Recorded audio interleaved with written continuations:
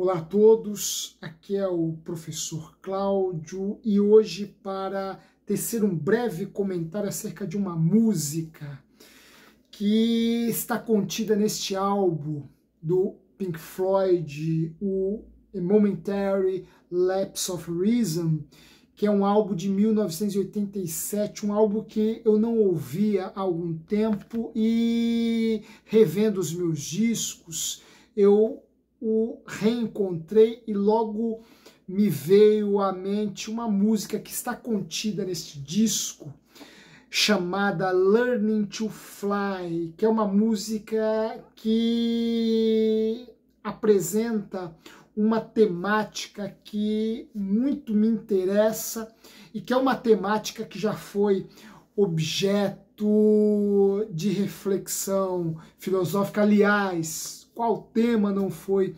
objeto de reflexão filosófica, né? Mas esta música em especial me chama a atenção porque ela coloca uma temática que foi muito tratada, discutida, abordada pelo existencialismo do século XX, o existencialismo do pós-guerra, em especial o existencialismo de Camus. Eu quero fazer com vocês uma análise desta música e o quanto que ela se oferece como objeto de reflexão filosófico existencialista. Mas antes eu quero te convidar a se inscrever em nosso canal, em compartilhar com seus amigos, conhecidos, familiares, a fim de que nós possamos levar as lições aqui apresentadas, expostas a um grupo cada vez maior de pessoas. Esse é um espaço de divulgação de conhecimento, portanto, nos ajude a fim de que nós possamos estender o nosso grupo de interlocutores, de ouvintes, a fim de que nós, para que nós possamos levar as lições aqui desenvolvidas a um número cada vez maior de pessoas. Bem, esse disco do Pink Floyd, o A Momentary Lapse of Reason, como eu já antecipei, é um disco de 1987,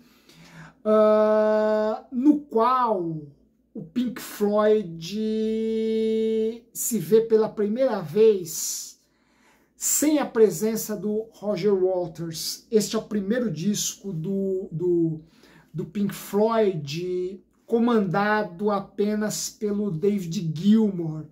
O Waters já não estava mais presente neste álbum, agora a banda está entregue às mãos competentes demais, digamos, sejamos francos, né?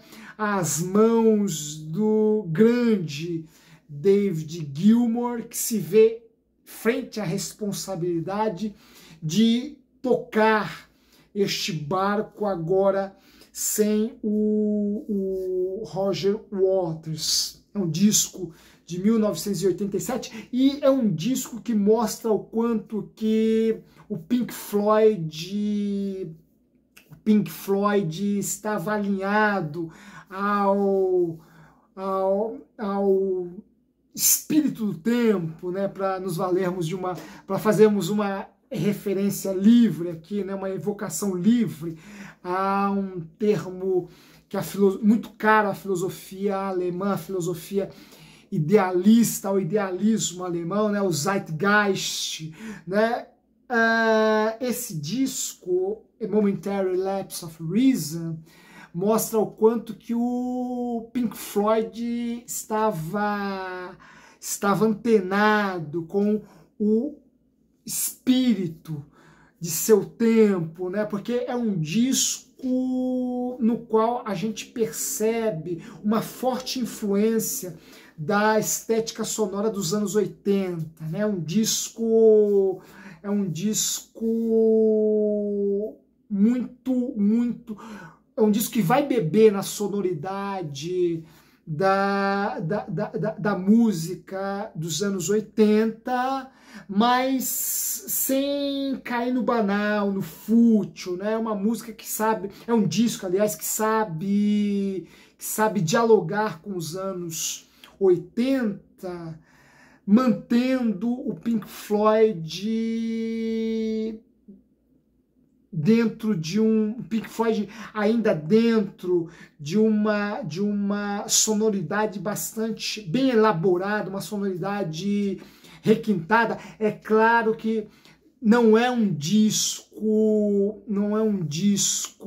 semelhante à discografia do Floyd dos anos 70, mas é um belo de um trabalho, é um belo de um disco, é uma resposta a essa estética sonora da década de 80. E a música Learning to Fly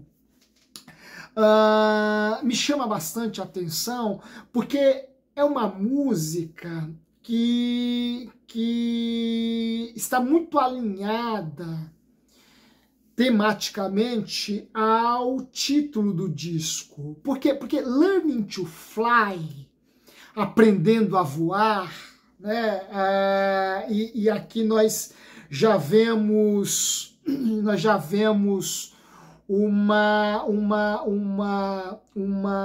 uma canção que diz muito acerca deste momento na carreira do David Gilmour, né? Vejam, Learning to Fly, aprendendo a voar. Essa música encerra, de algum modo,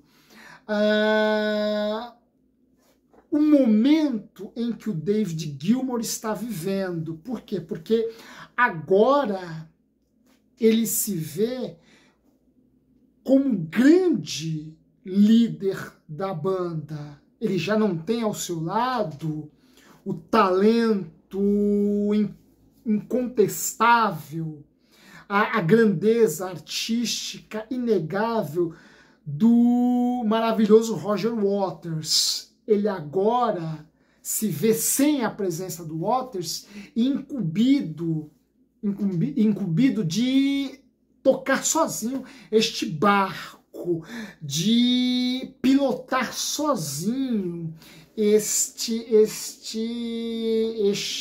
grande avião, né? Essa música é uma música bastante intimista, porque ela de alguma forma aborda esse momento do David Gilmour. O título Learning to Fly não é um título casual, né? David Gilmour é um cara apaixonado por aviação, né? Então, Learning to Fly já nos reporta esta paixão particular do Gilmour pela aviação, e ela dialoga com o título do texto. Por quê? Porque Learning to Fly evoca o mito de Ícaro. Embora Ícaro, o mito grego, não aparece, não é mencionado ipsis literis, literalmente na letra da canção, nós vemos referências claras, não apenas no disco, mas também no clipe oficial. Depois ouçam a música e assistam o clipe oficial de Learning to Fly, vocês irão ver que o clipe retrata, faz uma referência explícita acerca do mito de Ícaro, embora Ícaro, literalmente, repito, não seja mencionado na música. E por que Learning to Fly dialoga diretamente com o nome do álbum, né? Porque essa música está alinhada conceitualmente ao nome da banda, ao nome do disco, é um desdobramento conceitual do... Eu não estou dizendo aqui que o disco é conceitual, por favor. Eu estou dizendo que Learning to Fly é um desdobramento, uma exposição conceitual do título do disco. E por quê? Porque a tradução desse disco, Momentary Lapse of Reason, um lapso momentâneo da razão, já nos reporta, já nos coloca diante de um terreno extremamente fértil para os mitos. Por quê? Porque o discurso mítico é um discurso que antecede o discurso filosófico e depois o discurso científico. Vejam, a filosofia nasce como uma forma de responder racionalmente a algumas questões que eram explicadas pelos mitos. A filosofia nasce como uma forma de discurso. A filosofia ocidental, a filosofia grega, a filosofia lá do VI século a.C., a filosofia pré-socrática, nasce como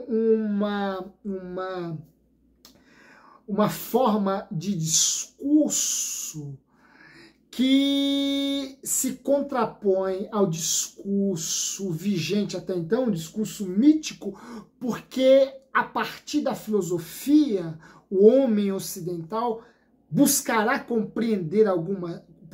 compreender as coisas, a realidade, a física, a natureza na qual ele está inserido, e depois a si mesmo, recorrendo à razão, recorrendo à racionalidade. E o título deste disco nos coloca já de cara diante do irracional, né? Porque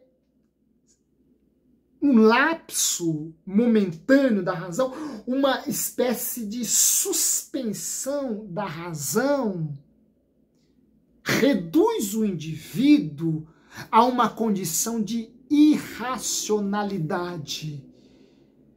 Portanto, esta irracionalidade nos reporta a este período pré-filosófico, pré-científico. Daí o espaço que o mito tem no álbum. Daí o espaço que Ícaro vai adquirir no álbum. Ora, se a razão foi suspensa, se houve uma interrupção da atividade racional, o que surge a partir daí é o discurso mítico. Vejam, o título do álbum dialoga com uma pintura, um quadro, bastante, na verdade um desenho, né, bastante conhecido no Ocidente, aquele desenho que aparece em todos os livros didáticos, principalmente nos capítulos que tratam do iluminismo, que é O Sono da Razão, do pintor espanhol Francisco Goya, né? Vocês já devem ter visto este desenho por aí, né? Essa pintura por aí. E O Sono da Razão, Goya é um pintor espanhol fortemente influenciado pelo racionalismo iluminista, né? E este sono da razão, segundo Goya, desperta monstros, dá força aos monstros. Quando a razão cochila, quando a razão adormece, quando a razão se distrai, o que surge a partir daí, o que impera, o que rege a partir daí, são os monstros. Aqui nós estamos diante de uma espécie diríamos, né, de uma espécie de sono da razão, à la Pink Floyd, né, um lapso momentâneo da razão. E a razão agora suspensa dá lugar ao mito. E qual mito? O mito de Ícaro, que é um mito que nós conhecemos muito bem, né? Já sabemos um pouco da história. Ícaro era filho de Dédalo, o arquiteto do famoso labirinto de Creta, que foi construído pelo rei Minos, e deste labirinto, Minos pediu a Dédalo que construísse um labirinto do qual ninguém fosse capaz de sair. Portanto,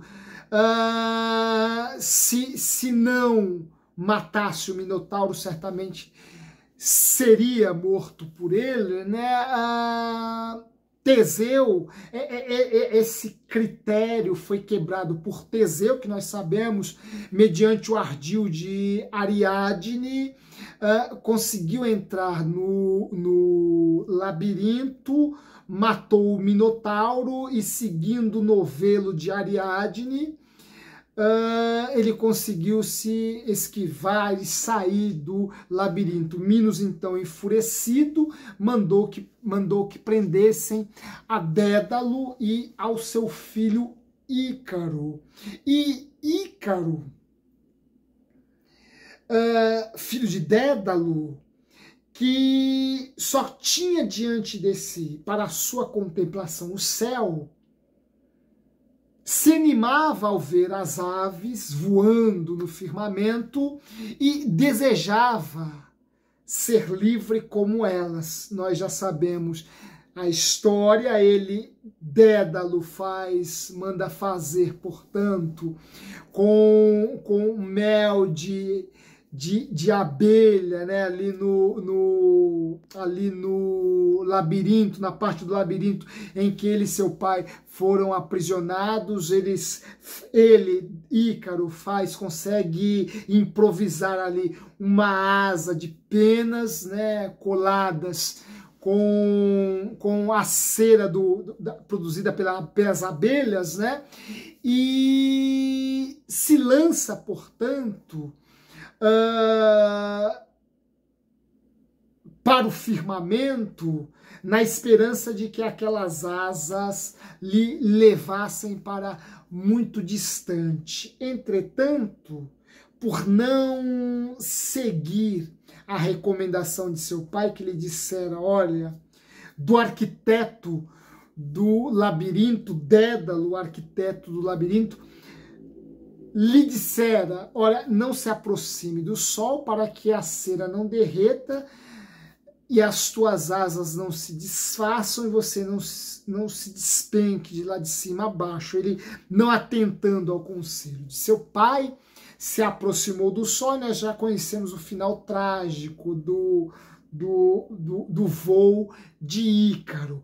Ora, este é o mito de Ícaro, este é o mito de Ícaro que é evocado na música do Pink Floyd. Inclusive, aqui nós, na letra, né, da Learning to Fly, do Pink Floyd, o eu lírico,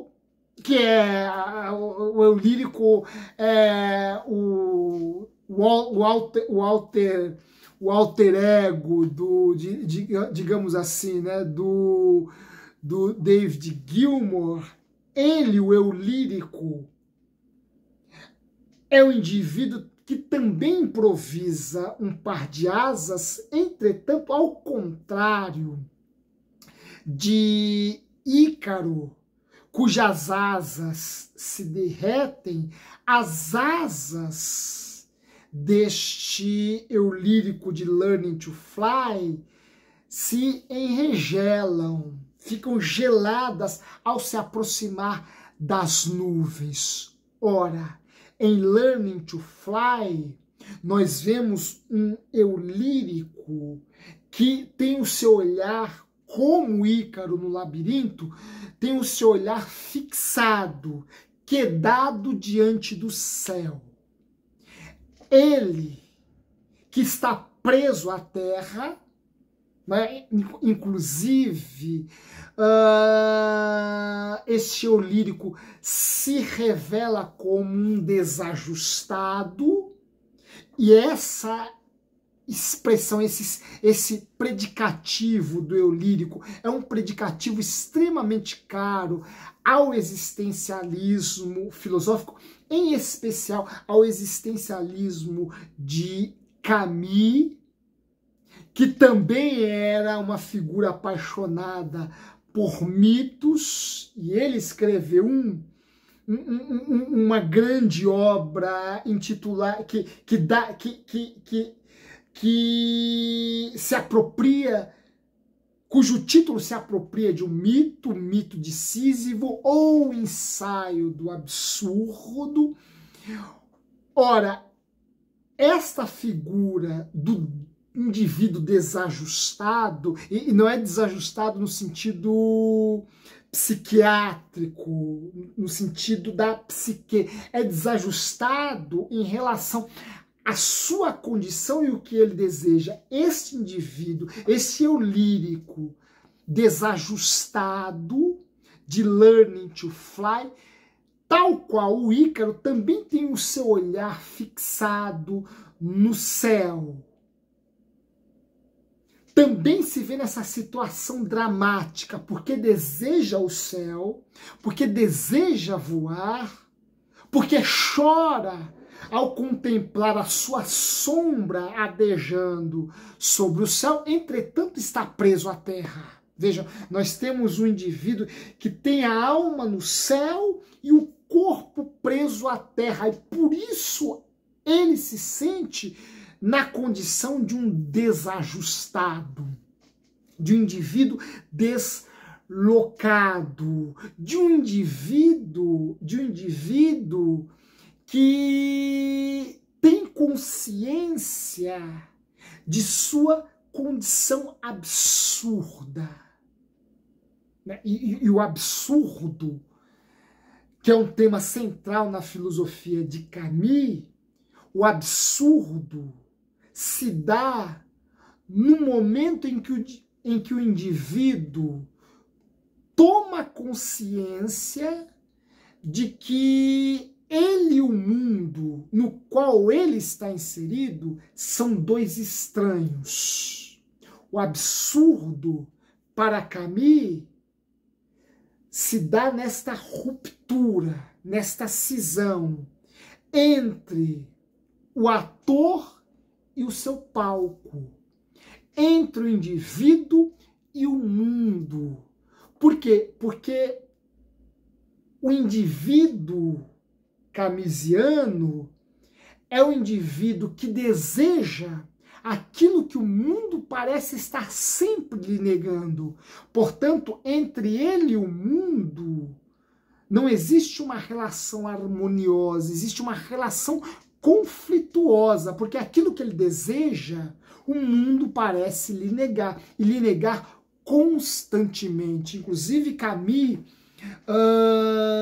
a partir deste contexto, a partir dessa pintura do indivíduo absurdo, da existência absurda, do indivíduo deslocado, para nos valermos de uma expressão do Freud em Learning to Fly, do indivíduo desajustado, este indivíduo deseja aquilo que o mundo lhe nega. Daí Camus definir, conceituar o desejo como sendo aquilo que suscita paradoxos. Desejar, vai dizer Camus, desejar significa suscitar paradoxos. Por quê? Porque existe uma contradição entre aquilo que eu desejo e o mundo que nega, que me oferece o oposto daquilo que eu desejo. Este é o quadro no qual Camus pinta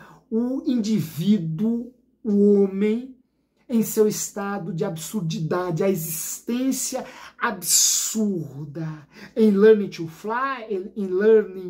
Fly, o eu lírico se encontra neste mesmo paradoxo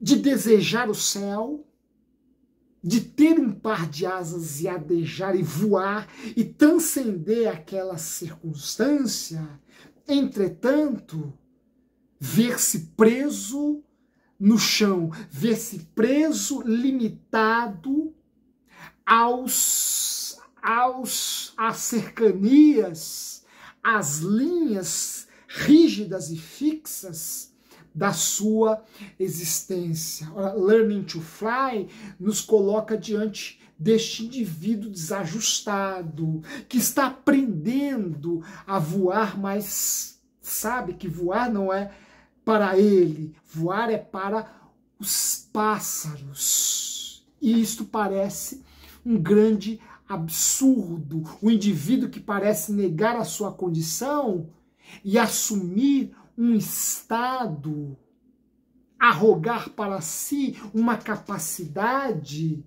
que lhe foi negada.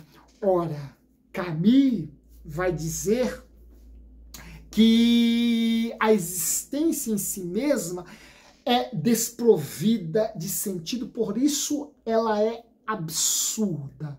Não há sentido na vida, não há sentido no mundo, não há sentido no universo.